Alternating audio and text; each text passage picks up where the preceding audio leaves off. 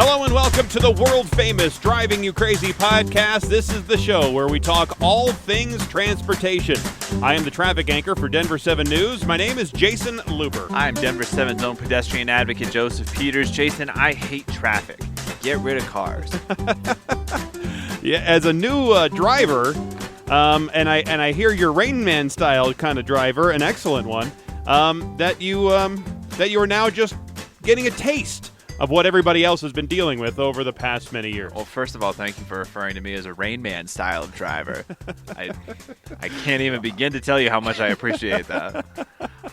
No, man, it's terrible. And I'm obviously following a lot of the other similar pedestrian cycling advocates, things like that, and everything that they push for is like, let's make driving more uncomfortable so people have to go slower, and so that it's more comfortable for people who are biking and walking. And I get it now. I went out of my way to avoid the highway this morning because, I would rather just chill, put the windows down, let my dog stick his head out the window, and enjoy my 45-mile-an-hour cruise instead of getting stressed out at 65 and stopping all the time. Well, and you're also referring to some people and advocates who want to not just get us to slow down, but they also want to eliminate drivers altogether. Yeah. They believe that the roads belong to walkers and scooters and bikers, period. And that's it. That the way the infrastructure has been developed, because we've been building roads for the last couple of 100 years, is all based around the car. And actually, the roads, when we started them, were based on so you could get from place to place on foot, on horseback, and then from there you have the wagons. So really, that's where it started. And then so we're not designing roads when we were the Old West Denver for the automobile. It was for the horse-drawn buggies. I mean, that's what the roads were really, and the trails were designed for. As they were originally. And that's obviously we're probably going to talk later about the debate that happened locally about e-scooters. But my biggest problem with that is that all the solutions that we're talking about are unrealistic, are 10, 20, 30 years down the line, are really massive infrastructure changes that require you to really win in the court of public opinion, which is something that we're not currently doing. And, at a certain point, it's like, yes, our infrastructure system in Colorado and in Denver specifically could use a complete overhaul. It would be nice to get a facelift, but it would also be nice, to get a couple Band-Aids, to put a cast on something. You know what I mean? Like little short-term fixes. And that's the one conversation that is just not happening here is how do we make some short-term changes? What's a short-term change? Get the scooters off the sidewalk, right? So that's one short-term change that we could do immediately. And which they're doing. Would go a long way. And then in terms of, other short-term fixes, start talking about eliminating lanes of traffic, right? Start talking about taking away lanes of traffic in some of these areas. We have 2 and 3 lanes and making those entirely bike lanes. Because that's something that we could actually do in the next 2 to 3 years on some of these surface streets and make them dedicated half-car, half-bike streets. And that's something where you can build up enough support in the court of public opinion to actually make it happen. Maybe.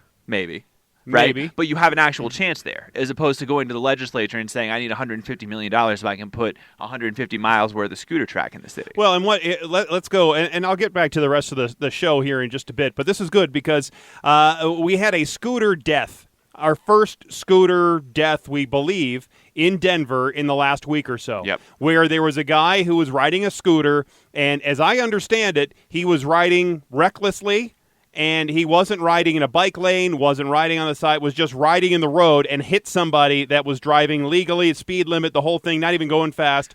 And it was really more the scooter fault than it was the driver. Well, am I correct? And the other thing that we need to point out with that is that it doesn't appear he was wearing a helmet. Right. And when the companies say, we ask people to wear a helmet, how many people carry around a damn scooter helmet? Nobody. And they're not available on the scooter. And so there are advocates still that, and I heard from them because we aired a soundbite from one of them who was talking about the infrastructure and talking about how it doesn't matter that the scooter rider died and the scooter rider was at fault and the scooter rider was driving recklessly and the car driver was doing everything legally and doing just fine, but it's still the car driver's fault because the scooter rider crashed into that car and died. That is where I say that is too much. We can all get along, can't we, Rodney King? Or can we not? That's where the debate is a problem for me, because when they say I had this debate with not only David Sachs, but also Andy Bosselman from Streets Blog, and I asked them point blank, both of them, where is there any situation where a pedestrian could be in the wrong? No. None. No situation. Pedestrians are always in the right because the infrastructure, the road network, is designed to kill people. That is their position. And that's fine if that's their position, but there is going to be a wall here that we cannot get across and find common ground, unfortunately, because I believe that we should share the roads with everybody, and they believe that you shouldn't have any cars on it, period. Well, and so here's the halfway position, right? Is that as somebody who's a legitimate pedestrian cycling advocate now, we do need to take back some of these roads for bikes and people who are walking. Like, we're just at that point as a city, especially within the city core, not so much in the suburbs where everybody is a driver, but here downtown where you're talking about more of a 25, 35, 45% mix. This is an area where we need to start thinking about how are we going to get cars off the streets. Because well, maybe not cars off the streets, but at least share the roads, but only in these downtown congested areas. I don't think do we need to do that out in the hinterlands? No, we sure don't. But I'll tell you what, it's ridiculous that you have 3 lanes of car traffic at Larimer Square, right, where everybody who's on that street is either walking or on a scooter or on a bicycle. Cut that down to 1 lane of car traffic. And there's other obvious spots where I would say it's time to get rid of 1 or more lanes of car traffic and let the bicycles have it. Because it does make sense for this city to start talking about how are bikes going to really have their own infrastructure network outside of the trail system. Because the trail system is great, but it's great for recreation. It's not great for actually getting from point A to point B. I agree with you to a point, and we do have to take back maybe some of the lanes in those areas, like you said. We're going to have to adjust and get used to that sort of change for the driver who is used to just driving on 3 lanes across some of those roads, not only here, but in Boston and in Chicago and in Los Angeles and these really congested areas where there's a lot of people who work and live. But I don't think even going out of the city core, you could change Colfax and make it down to 1 lane, or you're going to change MLK Boulevard in downtown Savannah to now just 2 lane. I mean, you have to look at what the city demands, what the city population is, how they are getting around. We have had a huge boom in growth here, not only in downtown Denver, but in Nashville and in many other big cities around the country who are facing these exact same issues. Mm-hmm. I wouldn't say I'm a car advocate or zealot. I do like cars over buses and trains and the bikes and all that stuff. I would prefer to be in my car, but I would also prefer not to be delayed by much more than I am delayed right now because we're taking away 2 lanes instead of 1 when 1 would suffice for the bikes and the pedestrians that we have. Give them the room to ride. I think sidewalks should be wider. Mm-hmm. Because we have, at least right now, in these big cities, we have now a need to move more pedestrians and bicyclists and scooter riders than we do car drivers. Yeah. We're just at that point. Well, in Denver specifically, if you want to talk about the problem here, it's just overgrown, man. I mean, you got too many people for everything. You got too many people for the sidewalks. You got too many people for the bike paths. You got too many people for the road. So you actually have to build all of the infrastructure here, not just some of it. And that's where we get back to when we talk about solutions. Why are we talking about one thing and not everything? You really do have to do everything here. It's like they say with evolution. You can't grow a liver and not have a heart, right? You have to have all of the organs at the same time. Otherwise, it's probably not going to work. And it's the same thing here. You have to have the bikes, the cars, the buses, the trains, all at the same time. It's going to be a long-term and I think a long, complicated solution. And we are headed that way anyway. There is already talk about closing off some roads, not only here but in New York City, where they're going to start congestion pricing. They're already coming out with some of that. I've heard that in some, like in Philadelphia, I mentioned Boston, where they have a network of roads that were just little trails, and then people are building stuff because these cities have been around for 400, 500 years, that they can now start closing some of these roads off, but then that throws a lot of the deliveries, because when you're looking at the infrastructure now, it's going to make it more inconvenient for somebody if you close a road in front of somebody else. It's all the NIMBY stuff, right? Yep. I mean, that's what it comes down to. And I guess it's almost like a lot of things that are happening right now in the world. We have a huge $20 trillion United States debt that is going to have to be paid back eventually, right? We have trade deficits with other countries. All these things, there's got to be some pain for long-term growth. So maybe it is time now to go through the short-term pain to get to long-term growth. Yes. I think the issue, as you'll find at Denver International Airport right now, is that short-term pain is painful. Yes. And people just don't want to deal with that, man. That is another debacle. Oh, my goodness. Well, don't call it a debacle. Oh, yeah. The airport said it's not a debacle. That's our word, not their word. There you go. It is something. And if you're not up to speed on this whole deal, we've been breaking news about the Denver International Airport has been trying to go through a whole rehab process where they want to move the security down from the Great Hall area. So if you go to the terminal area, it's in the area right before you would go down to these escalators to the trains that would take you then to the concourses. So the only secured area of the airport are the concourses where the planes are coming and going. And that great terminal area is an open area where it's supposed to have restaurants and foods, but nobody hangs out there, at least the flyers, because they're freaked out because it's going to take them a half an hour or 45 minutes to get through security, so they're not willing to stay and eat at the whatever that's over there, the restaurant, or stop at the shop, because they want to bust it through security because they're worried they're going to miss their flight. Yep.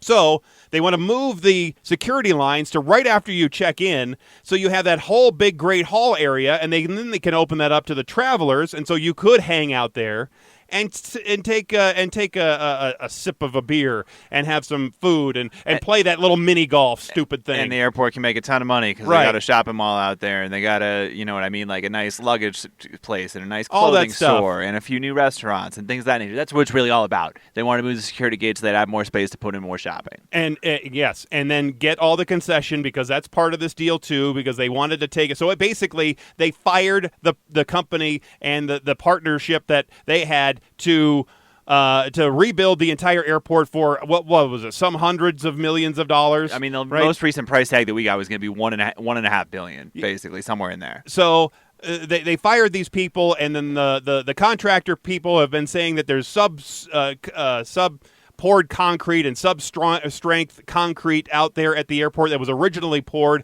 Who is looking into that? Why aren't we looking into that issue? Why the concrete was so bad poured at the airport originally? Well, but was it? I think is the question, and that's really the great unknown: is how weak is the concrete? Do we have an airport that's moments away from collapse, or do we have an airport that just needs a little TLC and maybe why a little isn't strengthening? That original contractor been contacted and asked, "Hey, why don't you fix this? Why aren't you a part of this thing? And how did you get away with giving us some shoddy concrete?" Yes, I mean at the end of the day, my analysis is this: Denver is getting out of a partnership because they felt like the contractor is doing a bad job.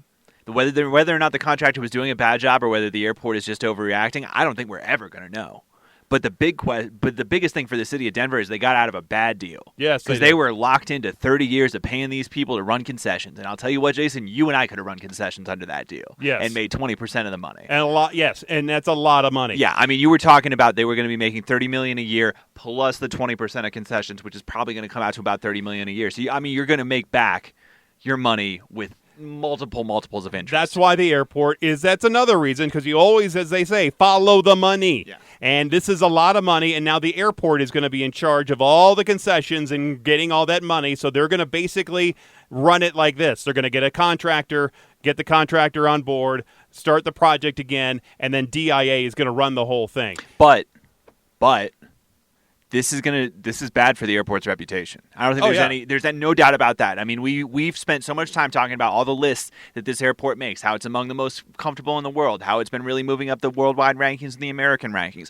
We're not going to be saying that while this construction is going on. And we may not be saying it at the end of construction if the city has to scale back because they were forced to pull out of this deal. Well, the points guy listed Denver International, I think, at 33 as the 33rd best airport. So it's actually in one of the bottom part of the airport list, making it one of the worst airports right now in the country. Mm-hmm. And there's still is talk, at least from the longtime people. There's been so many. Bless you. There's been so many new people that have moved here. I think they've forgotten about the whole United airline baggage problem that they had when they first opened the airport. So few people know about that or remember that at all. But they will be remembered for this because they're going to see it for the next 5 years. Exactly. And that's really, I mean, we're only just beginning to see the problems to the reputation that are going to develop from all that's going on. So I'm glad on my October trip, I'm actually going to be flying out of the Springs because that is an easy airport to get in and out of, where I just boom, get there, get out, and it's security is 5 minutes at best. Can we break another bit of airport news right here? What's that? So Fort Collins is adding flights right. to Las Vegas and Phoenix, and my reaction was, who wants to go from Fort Collins to Phoenix? They tried this once before. So it's Allegiant Airlines. Yep. They were one time at Fort Collins Airport and Colorado Springs, but then they pulled out of both, and they would only fly to Las Vegas from both places. Now, Allegiant is back. Allegiant is a much bigger airline at this time, and they are going to be flying again out of Fort Collins Airport, which is a regional airport, 40 miles north of Denver. Yep. And it will fly to Phoenix now and also Las Vegas. But those are the only two. But obviously that gets you then into one of their hubs, and you can connect from those places to other places in the east where Allegiant has a bigger presence. Yes. So, and their flights are really cheap. Yep. I mean, really, really cheap. That airline has gone through a lot of turbulence, you could say, over the last few years. So it makes sense that their flights are cheap. We'll see if it works, man. I'm just saying. There was a whole 60 Minutes report about them and the safety of the airline, and so they haven't crashed a plane yet. That's true, and really, that's what we're all going to remember. The company that breaks the streak of safe American flights landing. Yes, that's going to be the one that we remember. Exactly. So there's a lot of airport news going on around here. And speaking of airports, last week I talked about some interesting experiences that you can enjoy at airports around the world. And I saw this week in Dallas, they are planning a space where you can actually satisfy your hot wings fix and practice your golf swing all at the same time. There's a proposal for Dallas to bring a Buffalo Wild Wings and Topgolf venue to the airport.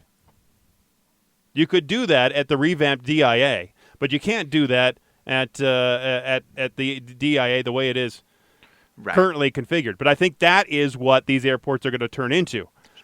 Retail, resorts, entertainment meccas, that sort of thing. So when you have a 3-hour layover, boom, you're at the Topgolf for an hour. You blow through, because they're going to charge you, of course, a little bit more because it's at the airport. Yep. But you can spend that hour having a beer, hitting some balls, spanking whitey, as they say, and there you go. Do they say that? Yes, they do. Okay.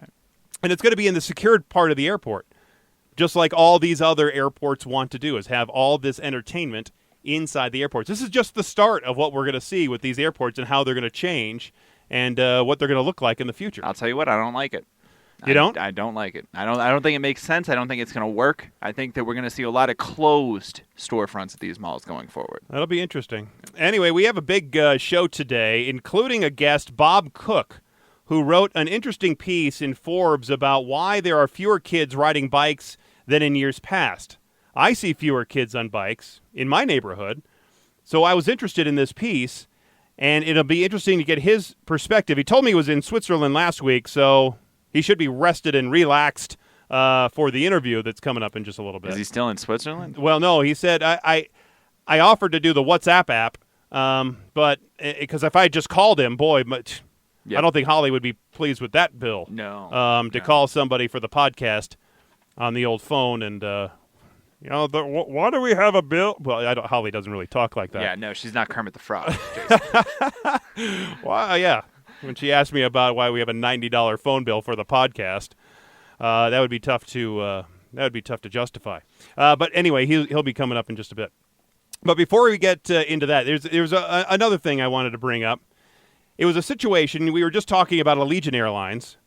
So this October, my family and I are going to be heading down to Florida. We're going to go on that Disney cruise. We're celebrating my mother-in-law's 70th birthday. Beautiful. Right? Love that. It's a Monday through Friday cruise, so I thought it'd be easier to get a cheap flight down there a couple of days ahead of time, I didn't think it was going to cost that much money because usually the flights between Denver, Colorado Springs, and Orlando, you can get direct flights. It used to be pretty easy to get those direct flights for not much money. Well, I was way wrong, at least for this October. For some reason, they have shut it down, the cheap flights, and now everything was really expensive. We're talking like $1,500 to $1,600 for the four of us to fly down there to Orlando, which is crazy. Well, I'm not going to pay that much money. I'm going to figure out a different way. I'm not flying United or Delta or American or any. I'm not going to do that. I'm not going to do it, sir. Okay. No, thank you. I can't wait to see where this is going. So I booked a flight on Frontier, and it wasn't the greatest flight times, but it was okay. But I had to book it this way. And this is the craziest thing. It was cheaper for me to fly out of Colorado Springs than Denver. And I connect through Atlanta and then down to Orlando. Now, when I booked the trip, it was actually less expensive for me to book 3 one-ways rather than round trip. It was also less expensive for me, instead of booking let's say a flight between Colorado Springs and Orlando and just putting those 2 flights in and then giving me the connection. It was cheaper for me to buy the one-way segment to Atlanta and buy the other separate one-way segment between Atlanta and Orlando, which is crazy. It was like $80 cheaper to do it that way than to book it as one segment instead of the 2. So this is the old value meal problem, right? Because it used to be they sold you the value meal because you were getting a discount because you were ordering the sandwich, the fries, and the drink all together. But now they charge you more for the value meal because you're too stupid to figure it out. Yes. And that the sandwich, the fries, and the drink by themselves are cheaper. And that's where we flipped. And that's the same thing that you just described, is that It used to be you bundled the 3 flights together so you got it for less. But now you're too stupid to go book the 3 flights yourself and figure out how a schedule works. So they're going to get you with the upcharge when you bundle it all together. Now, the one concern I had was, are they going to charge me double bags because they are 2 separate flights? But none of that really matters now, because what happened was I received an email from Frontier. And what they said is that they were going to have a flight change, a time change for the flights. Not only from Colorado Springs to Atlanta, but also Atlanta to Orlando. So what was going to be about a 90-minute layover in Atlanta has turned into, I fly into Atlanta 20 minutes after the flight from Atlanta to Orlando has already left. So that's obviously a problem, right? So I can't do that. I can't. Well, your flight just left 20 minutes ago. Well, crap. I called Frontier because I'm thinking, all right, well, they're really going to hose me now. So they gave me a couple options. The one option was I could take the later flight, which was like at 9:30 at night. I'm supposed to get there to Atlanta at like 3. And that was, all right, that's doable, but I don't want to spend 6 hours in the Atlanta airport. That's not that fun. And then get to Orlando by 11 o'clock at night, and I just didn't want to have to deal with any of that. Very unpleasant. Unpleasant. Yep. So they said I could cancel one of my segments. So because I am flying back to the Springs, I can't have a car in different places, right? And we're supposed to be getting back to the Springs on that Friday night, whatever, late. So I need my car so I can drive, and I got to take an Uber at 11 o'clock at night. Yep. So I canceled the Atlanta to Orlando leg. And I was looking for, again, cheap flights, and I found one on Spirit. Yay! Yeah. Oh so I have, and it was going to the Tampa airport.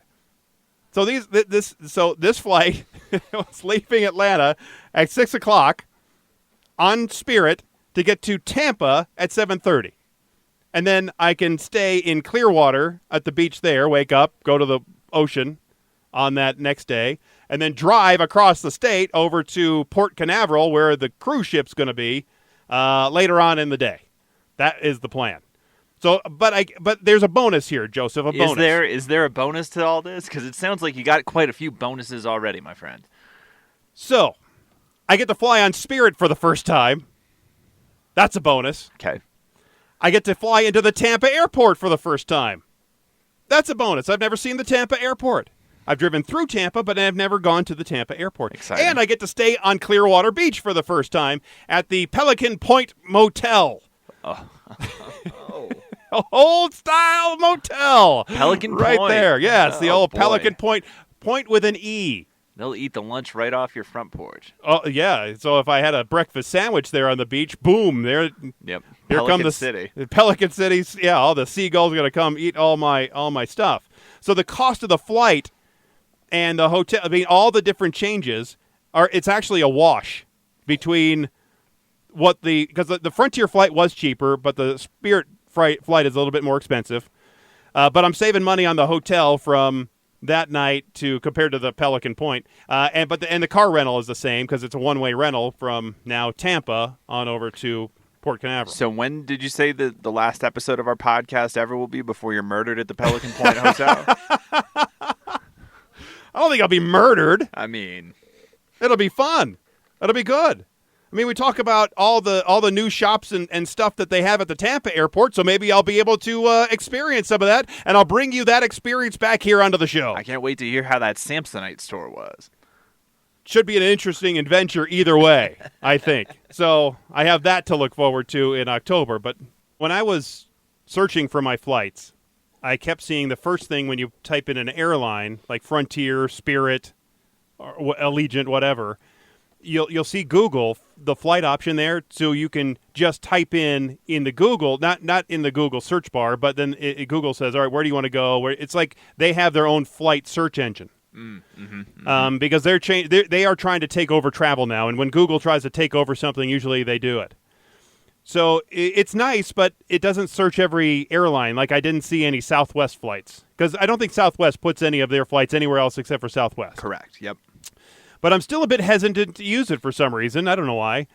I think I still get a better deal from the airline directly, even though it's probably ludicrous, right? Well, what's ludicrous is why do you think Google wants your flight information? Because they want to spy on There me. you go. And they want to sell me something, right? Yep. Anyway, Google Flights, they want people to trust them. So this is how they're going to do it. They are betting that they can guarantee the ticket prices are not going to go down if you book a flight with Google. And they will refund the fare difference if the prices do go down and you book with Google. So I have to do the work? I have to sit there and monitor the prices on this thing? They do it. They say that they monitor those flights. So let's say I booked from Atlanta to Tampa, and my flight cost me $300. And if I use the Google, and the Google says that, hey, it went down, they're going to, boom, give me the difference. Jason, how many times do you think Google's going to say, oh, the price of this flight happened to go down just moments after you bought it? Now, I don't think they're going to send us a check in the mail. No. I think that'll end up as a credit for one of their services or something, because they're never going to send. It's just like all the other places. They'll give you a credit of some sort. Great. Right? Now, this is what Google said to ABC News. We're confident that for certain flights, the price you are seeing is the lowest available. That's why we are guaranteeing that if a price drops before the plane takes off, we will refund the difference. There it is, right there in print to ABC News. Those flights will be designated with a price guarantee badge, and travel must be completed between August 13th, which is just passed, and November 24th, so basically Thanksgiving, right before Thanksgiving. Google will monitor the flight prices and email a link to offer a refund if the price drops before the flight takes off. That's how this works. Part of the promotion is also to feature their other features of Google Flights, like seeing the price history of a specific flight going back several months. They will also predict pricing for the next few days. For some airlines, there will be more transparency for what's included in the fare, like your checked bags or seat selections, and that's why I think I like to search individual airlines, because then you can figure out how much because all the seats are going to cost different amounts of money, and the bags are pretty much the same. Well, but right, and there's nothing I love more than not getting transparency with what I'm paying for in my flight, right? Like, hey, this is $60, but we're not going to cover your bags, your seat, your overhead space, right? But and if you, I think, are perfectly comfortable with handing over more of your own personal data, Joseph, you can personalize your own travel arrangements and give them all your travel arrangements, where you're going, all that stuff. And then Google will also suggest hotels based on your previous searches or proximity to points of interest you've searched for, all of that stuff. So not only do they want to know what you're looking at, where you're staying, where you're flying, when you're flying. They want to predict what you want to do next. But this is such classic Google, right? Because the strategy here is, oh yeah, we'll offer the same thing that every other booking website offers, but since people just come to Google and type in things and it magically appears for them, they'll use our platform instead. But they also take all of your information, your timeline, if you will, and they update it on your Google calendar and all that stuff. So you know exactly where you're supposed to go at what time. Yes. So you are a Google world. We are an unbelievably lazy people, and Yes. so Google owns us. It's a bit creepy. It's like your Backstreet Boys or your NSYNC. Your Rolling Stones or the Beatles. Your Apple or your Google. One of the two. Because they are all trying to get all of your data. All of it.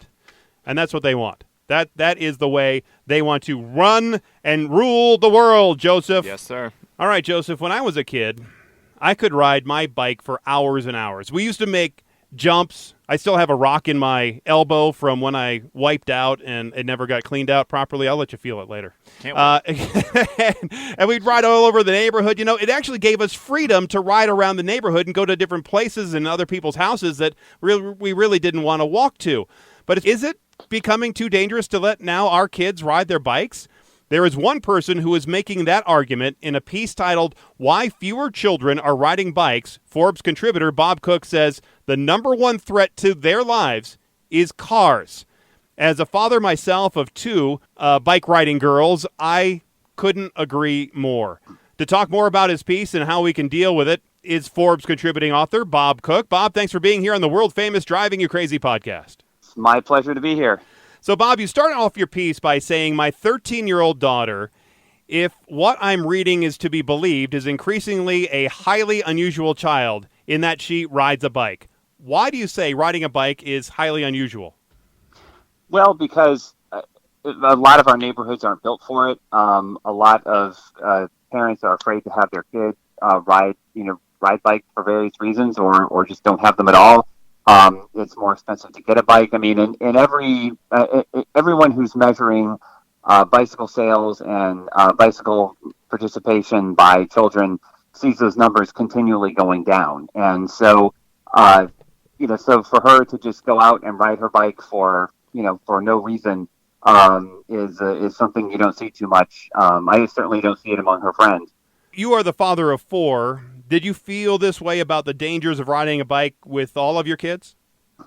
Well, it's something that I wanted them to do it or encouraged them to do. But, I'm in an area in Chicago where, we're in a neighborhood, we're surrounded by 6-lane roads. So essentially there's a kind of a hard stop for where you can go. And even within our neighborhood, which, is fairly tightly packed and has sidewalks, the way that people drive, people don't look for people on bikes. They don't look for people walking or running. The car is above everything. And so, that makes it, more dangerous for kids to just go out and ride because, it's not a road system built for bikes, and, drivers aren't thinking about looking for bikes when kids are out. And even, when they get somewhere, there's no place for them to park it or lock it.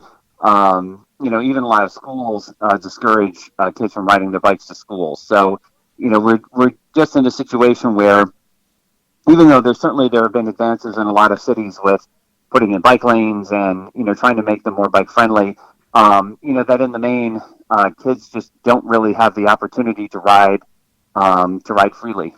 But I think when cities are changing their infrastructure, and Joseph and I had this conversation earlier in the show about the dangers of bike riders in these congested areas, it's really for adults riding their bikes and not for kids. Kids are, like you say, are mostly just going to ride around the neighborhood. And even in my neighborhood, where the speed limit, I think, is still too high at 25 miles an hour, you're right. I see the people that are driving up and down my street with houses that are lining up. It's not like there's businesses there, but they're going so fast, they're not paying attention. They're doing all the same things that we see people do on the freeways and the interstate. And so you have to separate, I think, the areas even in your neighborhood where it should be safe compared to the urban areas where you would think it would hopefully be safe, but you're not going to see kids there necessarily riding their bike down a Broadway, if you will. No. And on top of this too, I mean, so I certainly mentioned cars, and and that's a factor, but there's also the factor that the kids' lives are much more structured as compared to the past. I mean, there's more kids earlier in different athletic activities or school activities or theater, sports, arts, whatever. So so there's not a lot of free time anyway. So and these are events that again that they're not within necessarily a distance where kids could bike there. Or not at a time when as a parent you feel it would be safe for them to return. So so kids are being driven from place to place, and with activities that are already pre-planned. So one thing that when we talk about the halcyon days of just taking your bike and riding all over the place is that you probably didn't have anything else to do. Now Yeah. for a lot of kids, their lives are very structured, so there's just not that time to explore. Yeah, you mentioned that in your piece that the Sports and Fitness Industry Association says that the number of children ages 6 to 17 who rode a bicycle at least 25 times in a year fell by 1 million over the past year. Do you think that, as you were mentioning, that all of that has to do with now our lifestyle, or maybe it's just too dangerous where we live now? Well, it's a lot of different factors, but yeah, that basically we have a lifestyle. First off in the U.S. that's heavily geared toward cars, and I definitely got a contrast to that. Where last week I was on a business trip in Zurich, Switzerland, and it's a city that's not where the car is part of a transportation network. It's part of a network with walking and biking and trams and buses and trains, and so there's easy areas to to ride your bike and to get around and to get around safely. Where in the U.S. everything you've got stores over here and houses over here and schools over here and and everything kind of off in its different corner and and everything is built for the convenience of the car. So so that's a factor. I mentioned about activities, but yeah, the bike as a tool of transportation, for kids is just not something that's encouraged. And there's certainly there's a safety aspect too as well. One difference over time is that, there was a time when, you didn't put on a helmet, you didn't put on pads, before you went out. I mean, there's a thought that riding a bike, has its own risks. And so, yeah, so for kids, it's not something where you just get up and go. One of the factors, say too, in the raw numbers, that I don't know that I alluded to in the piece, but the birth rate in this country has been falling and falling at its lowest rate in forever. So some of where you don't see kids biking is that you just don't see kids. There just aren't as many kids as, if you're a baby boomer, you grew up and there were a zillion kids and you could, they live next door and you could get together and you all rode off in a group where, today, the kids are fewer and far between. So it's kind of harder to get together.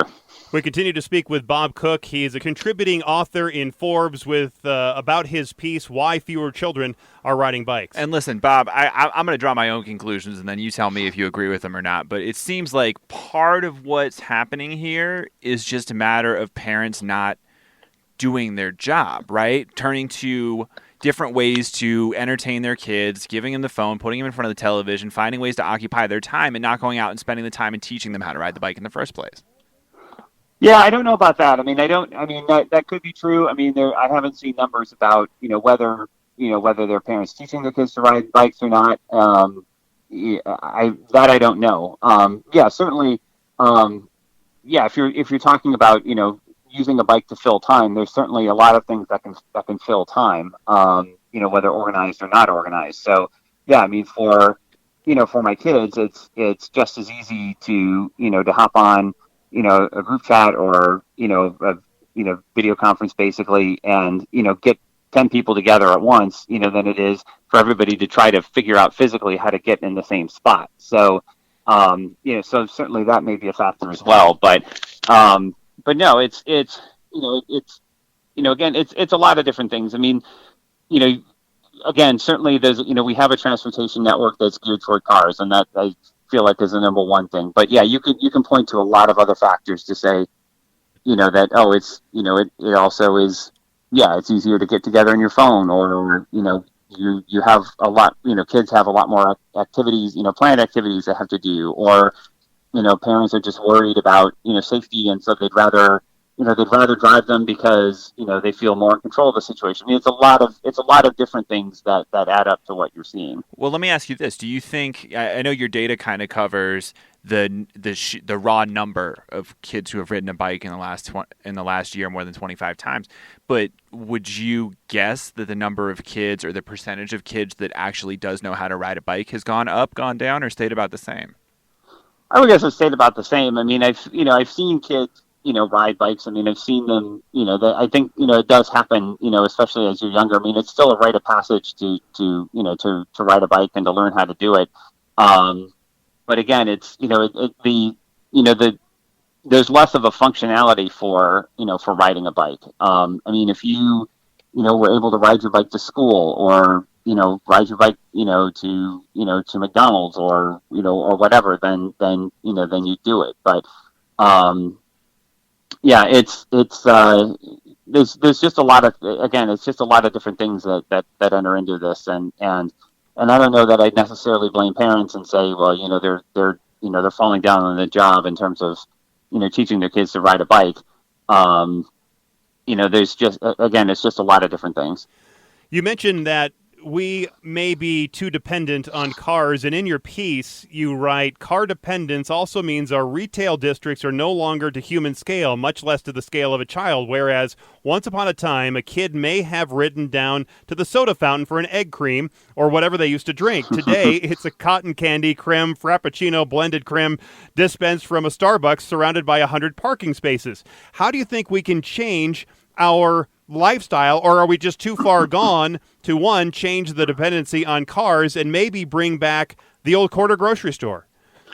Well, one thing you're already seeing, and this is where you're seeing a lot of demand in urban areas for bike lanes, is that, there's been a lot said about, particularly, millennials who, have been blamed for killing all sorts of things. I don't know if they're going to kill the car, but they're, but that there's, more demand for, for housing, for basically a way to have a car-free lifestyle, because, cars are insanely expensive. They're expensive to buy, they're expensive to maintain, they're expensive to park. If there's a way to go car-free, that would be great. I mean, I lived in New York for a while and was car-free, and I never missed it. It just was, it was very easy to adjust to that. So having it where, where things are, where things are closer. Again, I mentioned, being in Zurich. I mean, the way neighborhoods are built there, I mean, you have, school and retail and office and everything, really within, essentially in these sectors that are like, where you could get anywhere in about 15, 20 minutes. That's just not the case in the US. And I don't expect that to change appreciably, because, I mean, we built a lot of subdivisions over time, and there are people who enjoy their cars, but certainly there's a growing demand for at least trying to get things more dense, so you're not necessarily if you have a car, you're not sitting in it quite as long. We are speaking with Bob Cook. He's the Forbes contributing author with a piece called Why Fewer Children Are Riding Bikes. So, Bob, the other day I was with my girls, and I rode down to the tree swing. We're just riding down the path, really not on the roads, because we have the ability to do that. We have a little tunnel that goes under the main roads because it's safer. And we weren't wearing our helmets. We rarely actually ever wear our helmets, which is probably a little bit stupid. But I did that as a kid, and I'm surviving just fine. But yeah, but I think our subdivisions really aren't designed in that same way. It still feels like we should be able to have our kids riding around without their helmets on our neighborhood streets, without the risk of being run over by a car. Now with these big flat fronts that can just wipe them out and kill them in an instant. Well, that's the other thing, is that even looking at the cars that are on the road, is that, you have a lot of SUVs, you have a lot of pickup trucks. And so, so the impact is that much greater and harder. So, so it's, I mean, I say all of this not to discourage people to have their kids go out and ride bikes, because, it's something that's great. It's a great, it's a great exercise, a great activity. And and it's one of these things. I mean, unlike a lot of sports that you might put your kids in, it's something that they can enjoy as a child and do it for the rest of their lives. So it's very practical in that way. But yeah, it's that right now it's incumbent upon the bike rider to be extra careful, which is fine. I mean, anybody on the road should be careful, but but there is an expectation for the bike rider to to be more aware than the person in the car. And so there's signs around the country you see sometimes that say share the road, and there's a picture of a cyclist. And at a minimum, if people in cars could at least keep that in mind, and and not be hostile toward people on bikes, or whip open your car door when you see one coming, or or what, or Yeah. some of the other things you hear about,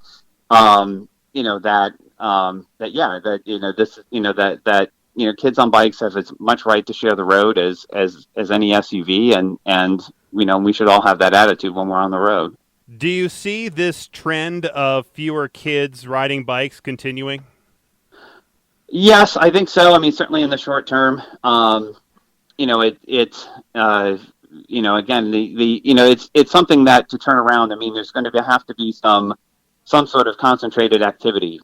Certainly, I'm sure that the bike industry will be doing this, but also, if this is something that that schools want to encourage more, or parents want to push for, neighbors has pushed for. I mean, people, if they want this to turn around, I mean, people have to be very intentional and have to speak up, about this, and about the need to have, bike-friendly environments where, you can send your kid out to ride a bike, and not have to worry, so much about it. So, yeah, I'm sure that, the next 5 years or so, you'll continue to see this go down. But, but again, if as, on the other hand, as we mentioned, cities are starting to, become more bike friendly. So, maybe we're moving toward a path where things may turn around.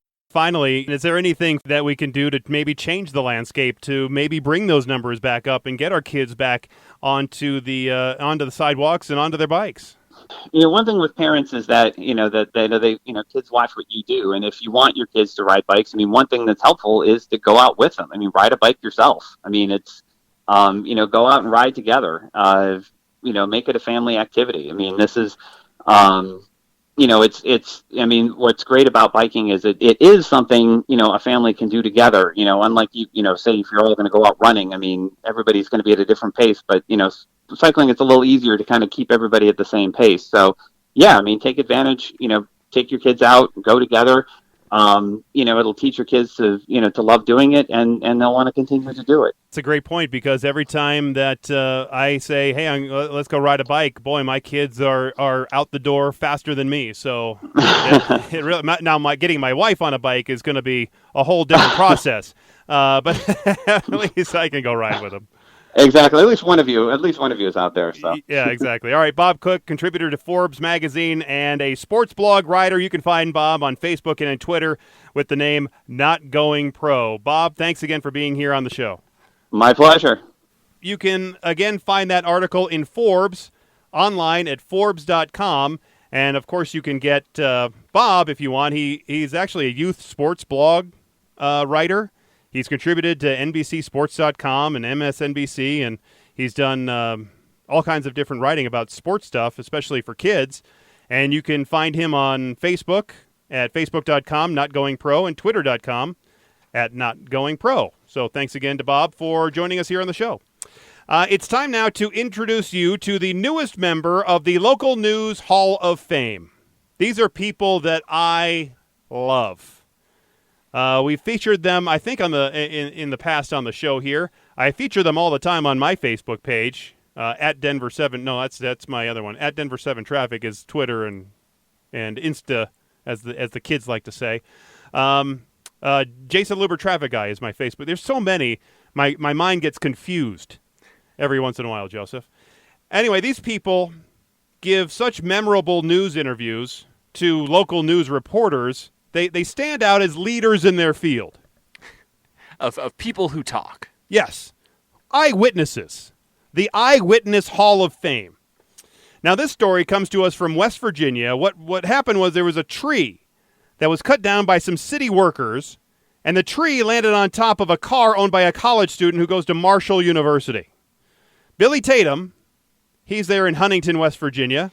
He saw exactly what happened when this tree came down in the car, and Billy has this to say. It sounded like a beer can getting flattened. It just was crunch. It was, I hate to say it, it was kind of cool. You know, I mean, what guy, doesn't like, destruction? Yeah, that's why we go to demolition derbies. But hey, bottom line, that's that poor girl's new car, and she can't get to school now. Wow. So much sympathy, man. That guy is a real empath. What you really can't see here, and what is one of the best parts of the interview, and you maybe have to get it on my Facebook page, is the super creepy smile that Billy gave at the very end there when he said, "Skew." It was priceless. Billy Tatum.